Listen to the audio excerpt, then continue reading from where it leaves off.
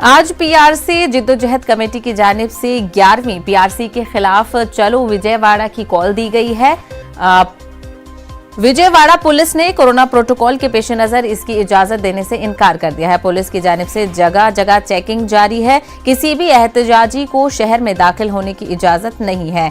Union के लीडरों को घरों में नजरबंद कर दिया गया है। कुछ मुलाजमीन जो बस या ट्रेन से विजयवाड़ा पहुंचने की कोशिश कर रहे थे, उन्हें हिरासत में ले लिया गया।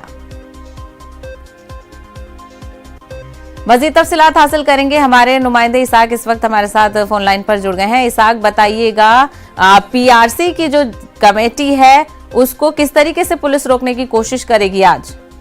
हाँ साहबा, जो पीआरसी को लेके जो एम्प्लॉइज जो जेएसी और पीआरसी स्ट्रगल कमेटी जो आज कॉल दी चलो विजयवाड़ा, उसको लेके जो है ना पुलिस विजयवाड़ा पूरा पुलिस फोर्स से डिप्लॉयमेंट किया है। वही दूसरी तरफ जो लोग 13 अजला से जो लोग आ रहे हैं उन्हें पूरे अरेस्ट कर रहे हैं वहीं से पुलिस स्टेशन। और कल से ही पूरे जो यूनियन लीडर से जो मेन लीडर से उनको नजरबंद कर दिया गया है।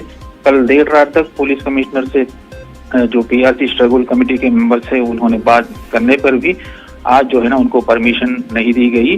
तो इस वजह से जहां विजयवाड़ा में बड़ी रैली का ऑर्गेनाइज किया गया है, उस रैली को किसी हालत में सक्सेस ना हो इस तरह से पुलिस ने डिप्लॉयमेंट किया है।